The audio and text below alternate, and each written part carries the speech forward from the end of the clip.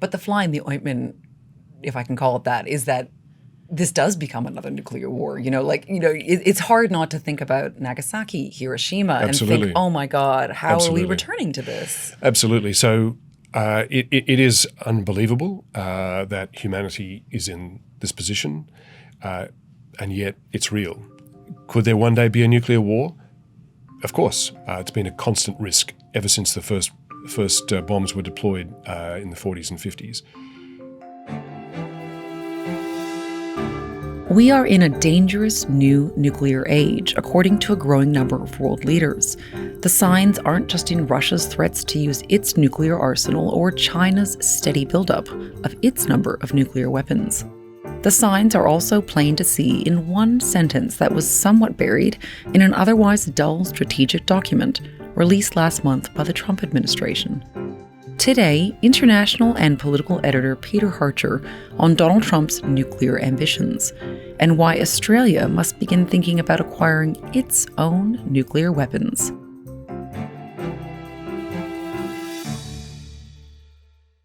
Okay, first off, I've just got to ask you, is your phone blowing up, metaphorically of course? Are you getting tetchy messages from, say, our Prime Minister or Penny Wong as a result of arguing in your latest column that they need to seriously discuss the acquisition of nuclear weapons? Because I'm thinking this would be a tough sell for them, right? To the public, it's not long ago that the coalition suffered a catastrophic wipeout, in part because they, of course, were arguing for nuclear power, let alone weapons. So nuclear weapons, it's a subject that nobody in Australia ever really wants to talk about.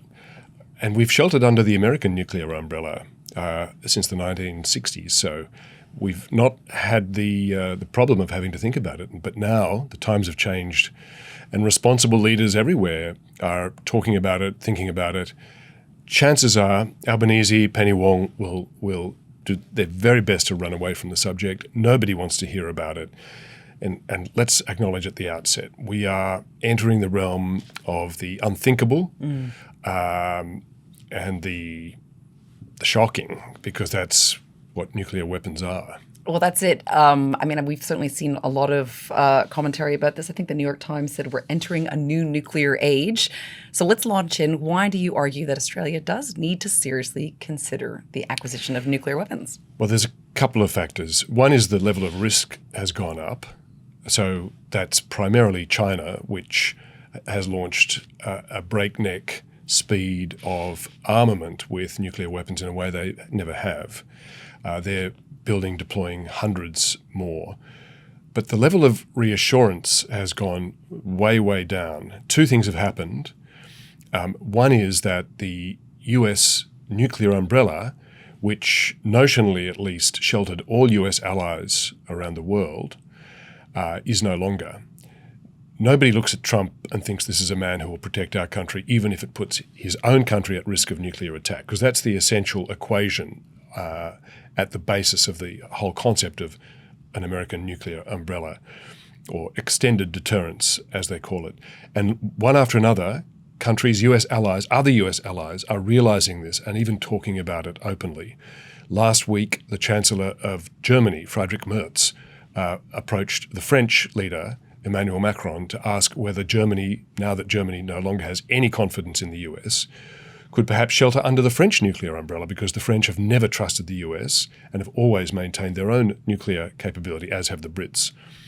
But other countries also are now considering developing their own nuclear weapons programs. Shockingly, this includes not just Germany, which has been, very much shall we say, a penitent power ever since World War II, but most shockingly, Japan. Yeah. The Japanese are now having a debate, as are the South Koreans, the Poles, even the Swedes are now debating whether they need to acquire nuclear weapons for their own needs. So they're the reasons that this, what had been fixed in place for many years, is now fluid.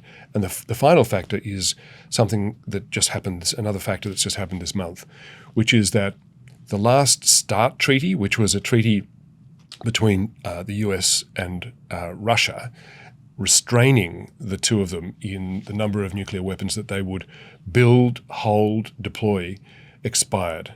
There's no longer any treaty restraining the Russians and the Americans in their nuclear deployments, and Trump has talked about resuming nuclear testing. So everything is suddenly very fluid. Okay, well, this is what I wanted to ask you. First, let's just start off with the expiration of that last remaining nuclear arms limitation treaty between the U.S. and Russia. Like you say, it's just expired, I think, 2 weeks ago. What might be the impact of that? Well, Trump's logic, and there is a logical basis for it. It's not just because he's, insane or wanton. The logic was that why should we renegotiate a treaty with Russia for the two of us to restrain our nuclear ambitions and abilities when China is refusing to negotiate? Because Beijing's position on this, Samantha, has been consistent. They never disclose their activities. They never disclose their ambitions. They've never given an explanation for why the sudden surge in their nuclear capability. They were at around 300 or so nuclear warheads, nuclear missiles, until just a couple of years ago. They're now thought to be around the 500 to 600 mark, and the Pentagon assesses, and so does the Federation of American Scientists, which is an anti-nuclear body, assess that the Chinese are probably going to have around 1,000 nuclear weapons within the next 4 years. And the Chinese have never explained, certainly not prepared to negotiate. So Trump has said, well, why should we have our hands tied when the Chinese aren't? So there is a logic to it. But unfortunately, it also means that this is now giving Russia and the US the ability, the freedom, if you like, to get a little bit more adventurous. And the resumption of nuclear testing, Trump has said, we'll do it, Russians are going to do it. It's all become a bit loose, and anything that's loose about nuclear weapons policy is something that nobody ever sleeps well about. No, it's scary. And I know that, the America hasn't done any nuclear tests since 92, and that was as a result of a congressional mandate. And at the time, I believe there was concerns about nuclear fallout on human health and the environment, and also that it risked sort of ramping up the tensions between Russia and the U.S. and the possibility of miscalculation and even war. So we know that Trump has been threatening that, the U.S. needs to start up nuclear tests again. So does that risk putting the world back into this spiral of increasing tensions? And not necessarily. Okay. It could, depending on how they do it. But the other thing is it's unnecessary. The U.S. has far more testing experience and data than any other country, more than 1,000 tests, 1,000. The Chinese are thought to have conducted something like 50. They've been accused of conducting recent ones that they've masked with clever stratagems. But the essence of this is that the US has far more information. Any changes in its technology it can model without having to actually physically test. That when it did conduct tests, the places where it did it, so the Marshall Islands are still recovering. Yeah. Places in the American West are still recovering. The fallout, the cancer, all of that legacy. Why do it all over again when you don't need to? It suits Russia. Vladimir Putin, he doesn't care about his citizens or civilians. He does care about his nuclear arsenal. Why? Russia has become, since the collapse of the Soviet Union, a very limited power. It's no longer a superpower, hasn't been a superpower for decades. But its military is its great trump card, if I can use that expression. Its economy is about the same size as Australia's. What gives it its heft in the world is its military, and the ultimate capability there is its nuclear capability. So he's happy to get into it. The Chinese are getting into it. The Americans don't need to, and yet Trump is signaling that he is prepared to. Right, okay. Because ostensibly these nuclear tests are just to test that they're still functioning, right? And that everything's A-okay. That's what they're there for, right? And to assist in the development of more capable bombs, more destructive weapons. Got you. Okay. Well, I wanted to ask you then about something that the New York Times just printed just 3 days ago, because they published an editorial headlined, "Trump Risks Igniting a Nuclear Wildfire." And it was arguing that with the expiration of that treaty, limiting the tests, between U.S. and Russia, and with Trump's vague threats and what they've called dangerous brinkmanship, they say that this pretends an unconstrained arms race not seen since the height of the Cold Cold War. So is that alarmist, or is there some legitimate concern there? Well, will we see another arms race? The arms race is already underway. It's just that the Chinese are catching up with the other two, with Moscow and Washington. So I think what the New York Times is talking about is really already underway, and the Americans are helpless to prevent it. Wow. The Chinese cannot be constrained from doing that. So it's underway. The question is not, can that be stopped? The question is, how do we deal with it? Well, for American allies around the world, country after country is starting to think, well, we can't trust the Americans any longer. The risks are going up. Russia is more aggressive. Putin has threatened to use at least tactical battlefield nuclear weapons in a war against Ukraine. The Chinese are building up at a breakneck pace. How do we respond if we can no longer trust the shield? And can I read to you some quotes from an interview that I did with the head of defense policy in the Pentagon, Elbridge Colby, who just quite bluntly, shockingly, revealed the complete lack of any US interest or intention to actually protect its allies from, from nuclear attack. Yeah, please, because I think it might have. Do you think maybe it's flown a little bit under the radar, what he has said? Well, it has, and one of the reasons for that is that when he made these comments, it was July 2024. So he was in the mix to be a senior official in the Trump administration, but Trump hadn't yet won power. But he now is in power. Elbridge Colby, or Bridge Colby, as everybody calls him, is now the Undersecretary for Defense Policy. So he's the guy who sets policy in the Pentagon for Trump. And Colby told me in an interview when I asked him about the nuclear shield, extended nuclear deterrence, and how it might apply to Australia and other US allies, he said, it's obviously not going to happen.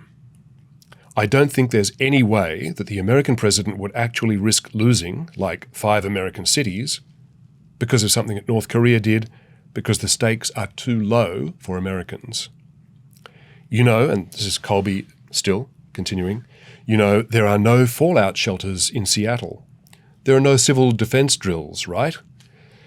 Colby continues, if we actually were preparing to potentially lose a city because of something, you would see that evidence, and so it's obviously not going to happen. That's I got to say, that's the sentence in your piece that really stopped me in my tracks, was that sort of very pragmatic, there are no fallout shelters in Seattle, and you kind of go, whoa. Yeah. Yep. So when de Gaulle, the French leader, was discussing this with the Americans in the 1960s, the Americans wanted the French, all their allies, to come under their umbrella, so-called, because they wanted to monopolize the nuclear capability. They didn't want their allies running around with nuclear weapons, creating potential problems for them. The French refused, and this was the critical and famous exchange between JFK and de Gaulle, was where de Gaulle said, are you really prepared to trade New York for Paris? In other words, if the Russians are about to launch a nuclear weapon against Paris, are you really about to launch a nuclear attack on the Russians to protect Paris, even if it means that the Russians then attack New York? And of course, the unspoken answer was, well, probably not. Now the spoken answer is, from Elbridge Colby, absolutely not. Now you could ask the question, well, that's what he said before he went into the Pentagon, and what's his view now that he's actually in the Pentagon?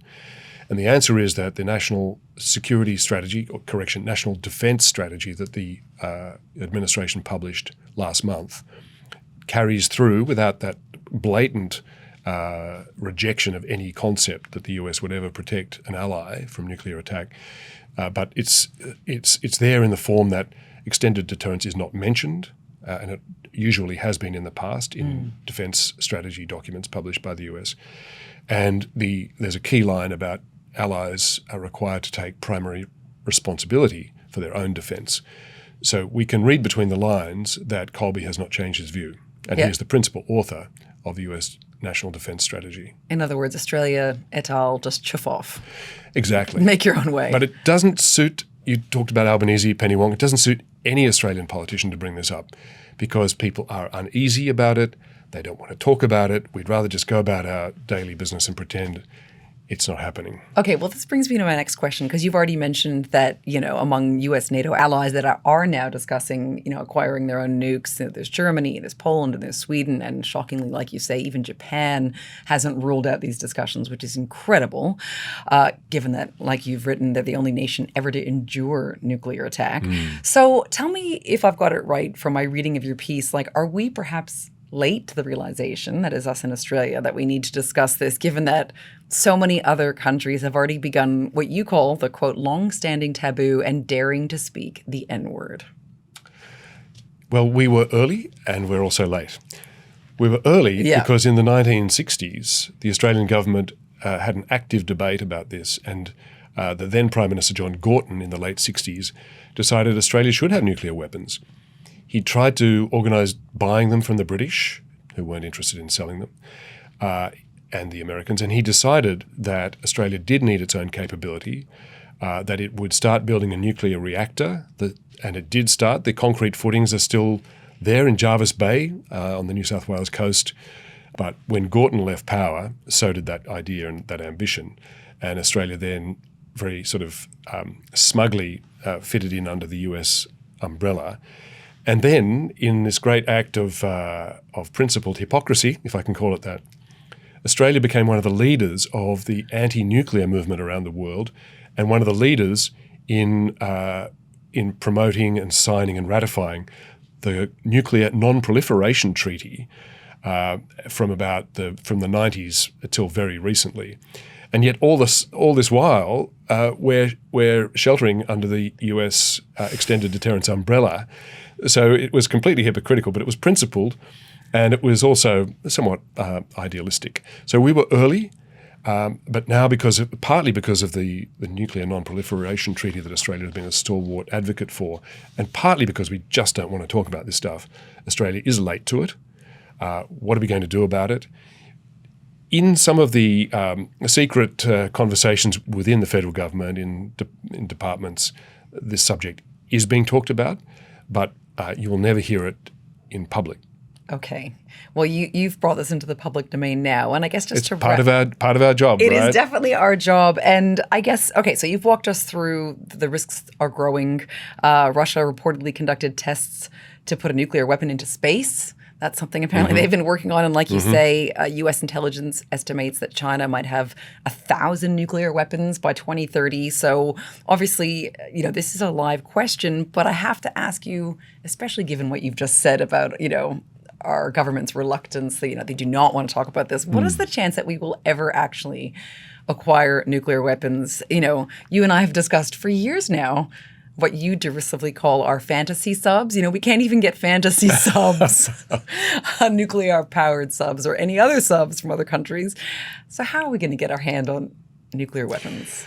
Well, so an expert on these subjects, national security, Rory Medcalf, who heads the National Security College at the ANU, he said to me, well, the signal for Australia that we are going to have to move on this will be when the other US allies in the region, Japan and South Korea, decide to develop their own indigenous nuclear capability. When that happens, it'll be an undeniable signal that nobody has any faith in the US umbrella anymore, and we will have to start developing our own program. So he calls it a cascade of friendly proliferation is the signal that makes it irresistible and undeniable for us. But I'd add one other thought, Samantha, which is people generally assume that you need a nuclear weapon to protect against, to deter nuclear war. That's true, of course, but it's also true that you need a nuclear capability if you think that one day your military might have to fight against another country that does have a nuclear capability. It goes to the credibility of your force and your ability to escalate. In simple terms, let's say, just for illustrative purposes, let's say one of these dangerous Chinese military intercepts of the Australian Air Force or Navy that have been increasing in the last few years turns into a bigger incident. Someone dies. It turns into a skirmish. The skirmish turns into a fight. What happens? Well, the Chinese can escalate to any level because ultimately they have the trump card of their own nuclear arsenal. Australia can never match that. So Australia must accept defeat if we are engaged in a military confrontation with the Chinese, we must accept defeat. We have to surrender and go to the negotiating table first, unless the Americans step in. Roll the dice, see what you think the chances are of the Americans stepping in to protect Australia against China or a Chinese nuclear capability. So what that tells you is that simply to conduct conventional military activity against a nuclear-armed rival, your country needs its own nuclear capability simply to give your conventional forces capability. So it's not necessarily anticipating a nuclear war, although it could be handy to deter a nuclear attack on your own country once we acknowledge that the US is no longer going to do that for us if it ever really was. But the fly in the ointment, if I can call it that, is that this does become another nuclear war. It's hard not to think about Nagasaki, Hiroshima, Absolutely. and think, oh my God, how Absolutely. are we returning to this? Absolutely. So it is unbelievable that humanity is in this position, and yet it's real. So we can pull up the doona and put our heads under the covers and just pretend it's not happening, or we can have responsible conversations about it and talk about what our options might be. So could there one day be a nuclear war? Of course. It's been a constant risk ever since the first bombs were deployed in the 40s and 50s. What prevented a nuclear war for all of these decades, especially during the Cold War, was so-called mutually assured destruction, MAD, which was when the US and the Russians were in a stalemate and they realized nobody could afford to launch the first nuke. And we are now moving into a more complex iteration of that. Instead of what had been described as two scorpions in a bottle, the Russians and the Soviets and the Americans, where you could try to attack each other, but wouldn't end well for either of you. You're going to have three, and perhaps more. And so countries are now thinking about what do we do. So it's not a question of how do we avoid talking about this. It's real. It's happening. It's the only responsible thing for responsible leaders to do. Of course, everybody does it in the hope that it will be a deterrent and not a weapon ever deployed. Wow. Well, thanks, Peter, as always, for your time. Always a pleasure.